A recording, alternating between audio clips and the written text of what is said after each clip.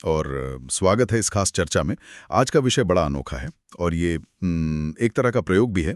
हम ये देखने की कोशिश करेंगे कि किसी कहानी के घर में दाखिल होने से पहले सिर्फ उसके दरवाजे को देखकर हम अंदर की दुनिया की कितनी तस्वीरें बना सकते हैं। और वो दरवाजा है किताब का शीर्षक। हमारे पास आज स्रोत के तौर पर सिर्फ 3 चीजें हैं। लेखक शीर्षेंदु मुखोपाध्याय और उनका शीर्षक the aunt who wouldn't die. बस। बिल्कुल, एक ऐसी चाची जो मरती नहीं। ये शीर्षक अपने आप में ही एक विरोधाभास है। चाची शब्द सुनते ही एक अपनेपन का, एक पारिवारिक माहौल का एहसास होता है। हाँ बिल्कुल। लेकिन उसके साथ जुड़ा है जो मरती नहीं। ये एक असंभव, अलौकिक और शायद कुछ डरावनी सी बात है। ये अपनेपन और अनहोनी का जो मेल है, यहीं से सारी उत्सुकता पैदा होती है। सही कहा। तो चलिए इसी की परतें खोलते हैं और देखते हैं कि इन चंद शब्दों में कितनी कहानियां छिपी हैं। जरूर। सबसे पहले शीर्षक के उस हिस्से पर ध्यान देते हैं जो हमें कहानी की दुनिया में स्थापित करता है। दी आंट। चाची, बुआ, मामी, मौसी, ये सिर्फ एक रिश्ता नहीं है, ये भारतीय सामाजिक ताने बाने का एक बहुत मजबूत धागा है। हाँ, ये शब्द कहानी को किसी काल्पनिक दुनिया से निकालकर सीधे हमारे और आपके जैसे किसी परिवार के आंगन में ले आता है। ये तो है। चाची सिर्फ एक किरदार नहीं बल्कि एक संस्था की तरह है। मेरे दिमाग में तो चाची शब्द सुनते ही कई तरह की छवियां उभरती हैं। जैसे? एक वो चाची हैं जो हमेशा प्यार दुलार करती हैं, जिनके आंचल में बच्चों के लिए टॉफियां बंधी होती हैं। फिर एक वो चाची भी होती हैं जो थोड़ी सख्त मिजाज की हैं, घर के नियम कानून उन्हीं से चलते हैं। और एक तीसरी तरह की चाची भी होती हैं जिनके पास पूरे खानदान की खबरें होती हैं। वो परिवार की चलती फिरती इतिहास की किताब होती है। हाँ बिल्कुल। तो ये किरदार प्यार का प्रतीक हो सकता है, अधिकार का, या फिर पारिवारिक तनाव का केंद्र भी हो सकता है। लेखक ने सिर्फ एक शब्द आंट का इस्तेमाल करके हमें किरदारों की एक पूरी रेंज दे दी है। मतलब ये लेखक की चतुराई है। उन्होंने एक ऐसा किरदार चुना है जिससे हर कोई जुड़ाव महसूस कर सकता है। ये कहानी किसी राजा, रानी या जासूस की नहीं बल्कि एक परिवार की है और शायद इसी वजह से ये ज्यादा असरदार हो सकती है। सही बात। लेकिन आंट शब्द तो फिर भी सामान्य है। इस शीर्षक में जो बात इसे असाधारण बनाती है और सच कहूं तो जो मेरे रोंगटे खड़े कर देती है, वो तो अगला हिस्सा है, जो मरती नहीं। और यहीं से मामला सच में दिलचस्प हो जाता है। इस वाक्यांश को समझने के 2 मुख्य रास्ते हो सकते हैं, एक शाब्दिक और दूसरा लाक्षणिक। अच्छा, शाब्दिक अर्थ मतलब चाची सच में अमर हैं, उनके पास कोई दैवी शक्ति है या कोई वरदान मिला है। अगर ऐसा है तो ये कहानी तो सीधे सीधे फैंटेसी या लोक कथा की श्रेणी में चली जाएगी। बिल्कुल। इसे हम साहित्यिक शैली में जादुई यथार्थवाद या मैजिकल रियलिज्म कहते हैं।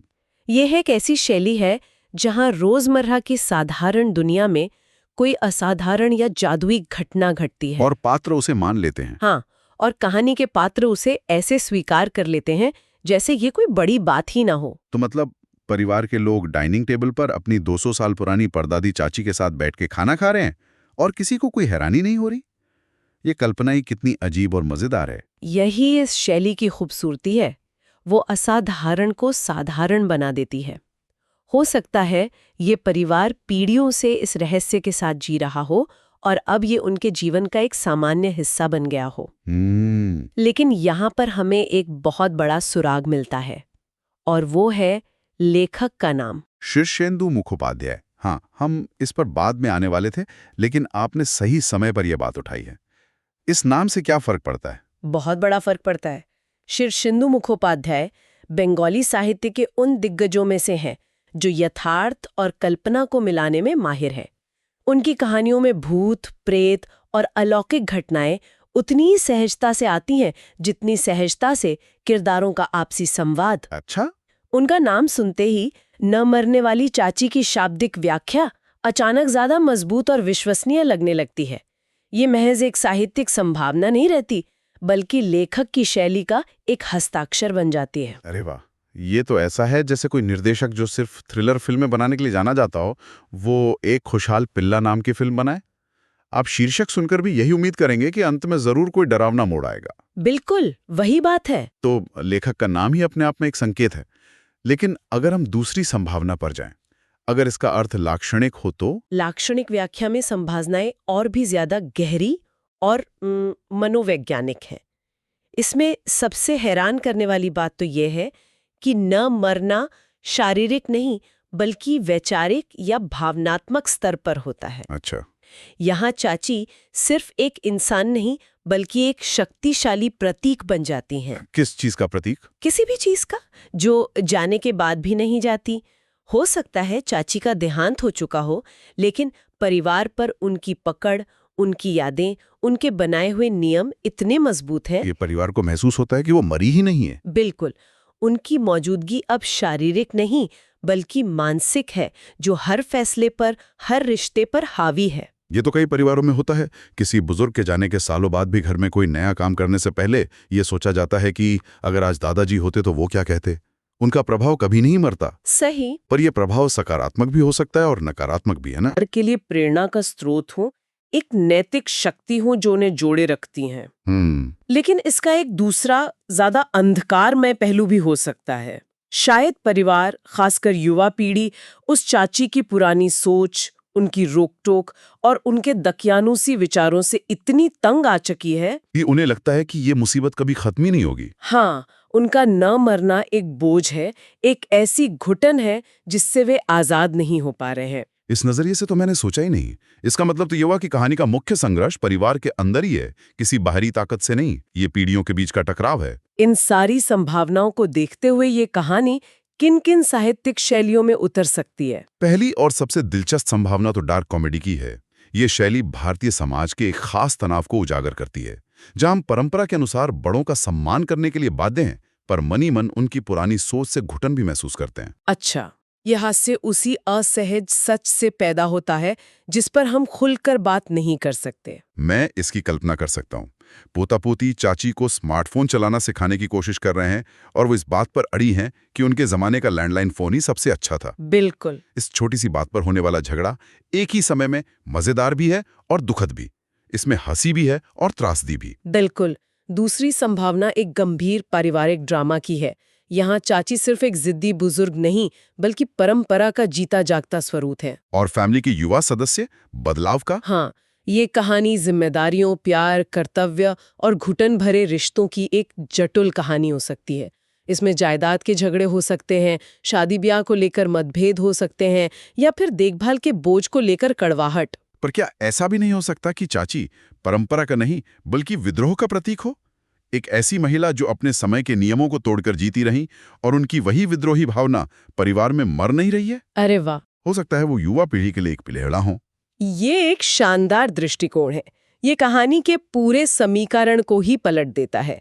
इस नजरिए से देखें तो चाची कहानी की खलनायिका नहीं बल्कि एक तरह से उसकी आध्यात्मिक नायिका बन जाती हैं। सही बात है। उनका न मरना परिवार के लिए अभिशाप नहीं बल्कि एक वरदान है जो उन्हें सामाजिक बंधनों से लड़ने की ताकत देता है।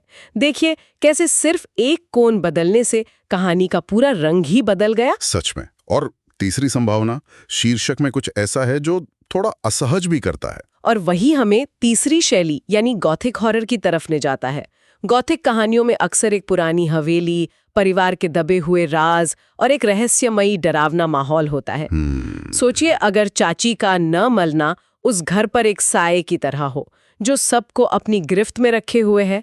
शायद वो कोई अलौकिक शक्ति है जो परिवार के हर सदस्य के राज जानती हैं और उन्हें भावनात्मक रूप से ब्लैकमेल करती हैं। बाप रे। उनका अमरत्व परिवार के लिए एक कैद बन जाता है जिससे वे कभी भाग नहीं सकते। ये तो बहुत ही डरावना है। एक ही शीर्षक हमें 3 बिल्कुल अलग अलग तरह की कहानियों की कल्पना करने पर मजबूर कर देता है। एक मजेदार, एक भावुक और एक डरावनी।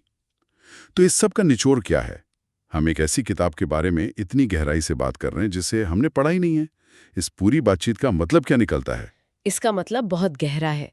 ये दिखाता है कि हम पाठक के तौर पर कितने शक्तिशाली हो सकते हैं। अक्सर हम किसी किताब या फिल्म के शीर्षक को सिर्फ एक लेबल की तरह देखते हैं और सीधे कहानी का उपभोग करने लगते हैं। हाँ, ये तो होता है। लेकिन अगर हम कुछ पल रुककर शीर्षक के बारे में सोचें, उसके शब्दों को कुरे दें, तो हम अपने दिमाग को कहानी के लिए तैयार कर लेते हैं। ये एक तरह से दिमागी वर्जिश जैसा हुआ। जैसे फिल्म देखने से पहले हम ट्रेलर देखते हैं, वैसे किताब पढ़ने से पहले शीर्षक का विश्लेषण करना। ये उससे भी एक कदम आगे है। ये आपको एक निष्क्रिय उपभोक्ता से एक सक्रिय भागीदार बनाता है। जब आप शीर्षक के बारे में पहले से अपनी कुछ धारणाएं और सिद्धांत बना लेते हैं, तो पढ़ते समय आप लगातार उनकी तुलना लेखक की कहानी से करते हैं। अच्छा। आप देखते हैं कि आपकी कौन सी कल्पना सही निकली, कहाँ लेखक ने आपको चौंका दिया और कहाँ उन्होंने आपकी विचार से भी ज्यादा गहरी बात कह दी। मतलब ये लेखक के साथ एक संवाद स्थापित करने जैसा है। हम अनुमान लगाते हैं और फिर देखते हैं कि लेखक ने हमारी उम्मीदों के साथ क्या किया। ये पढ़ने की प्रक्रिया को एक खोज बना देता है, एक रहस्य को सुलझाने जैसा। बिल्कुल। आप सिर्फ कहानी को ग्रहण नहीं कर रहे होते, आप उसके निर्माण की प्रक्रिया में मानसिक रूप से शामिल हो जाते हैं। और जब आप इस तरह से किसी कलाकृति से जुड़ते हैं, तो वो आपके लिए ज्यादा व्यक्तिगत और यादगार बन जाती है। भले ही आपका अनुमान पूरी तरह से गलत ही क्यों ना निकला हो। हाँ, बिल्कुल। तो आज की चर्चा का सार यही है। हमने देखा कि कैसे शीर्षेंदु मुखोपाध्याय का शीर्षक the aunt who wouldn't die अपने अंदर कहानी, किरदार और भावनाओं की एक पूरी दुनिया समेटे हुए हैं। हमने इसके शाब्दिक और लाक्षणिक अर्थों पर, भारतीय समाज में चाची के किरदार के महत्व पर और लेखक की अपनी शैली के संकेतों पर बात की। और हमने ये भी देखा कि कैसे ये एक शीर्षक हमें डार्क कॉमेडी से लेकर गंभीर पारिवारिक ड्रामा और यहाँ तक कि गॉथिक हॉरर जैसी विभिन्न साहित्यिक शैलियों की संभावनाओं तक ले जाता है। ये सब सिर्फ कुछ गिने चुने शब्दों का कमाल है। अब इस चर्चा को समाप्त करने से पहले मैं चाहता हूं कि आप श्रोताओं के लिए एक अंतिम विचार छोड़ें जिस पर वे सोच सकें। जरूर। इस पूरी बातचीत से एक बहुत जरूरी सवाल उठता है। हमने इतनी देर एक काल्पनिक चाची के बारे में बात की, लेकिन अब सोचने वाली बात यह है कि हम सबके जीवन में ऐसी कौन सी न मरने वाली चाची हैं? ये एक बहुत गहरा सवाल है। हाँ, जरा सोचिए। ये कोई असल व्यक्ति हो सकता है, कोई रिश्तेदार या दोस्त जिसकी कही हुई कोई बात आज भी हमारे फैसलों पर असर डालती है। ये कोई गहरी आदत हो सकती है जिसे हम छोड़ना तो चाहते हैं पर छोड़ नहीं पाते। ये कोई पुरानी परंपरा या सामाजिक मान्यता हो सकती है जो अब समय के साथ अप्रासंगिक हो गई है, पर समाज उसे आज भी ढो रहा है। या फिर ये कोई ऐसी याद हो सकती है किसी बड़ी सफलता की या किसी गहरी विफलता की, जिसे हम छोड़ना चाहते हैं पर वो हमारा पीछा नहीं छोड़ती। हम सबके जीवन में कुछ ना कुछ ऐसा जरूर है जो मरता नहीं और हमारे आज को आकार देता है। क्या खूबसूरत विचार है। हमारे जीवन की वो मरने वाली चाची कौन है? एक प्रेरणा, एक बोझ या एक रहस्य? इसी सवाल के साथ हम आज की ये चर्चा समाप्त करते हैं। उम्मीद है इस पर जरूर सोचा जाएगा।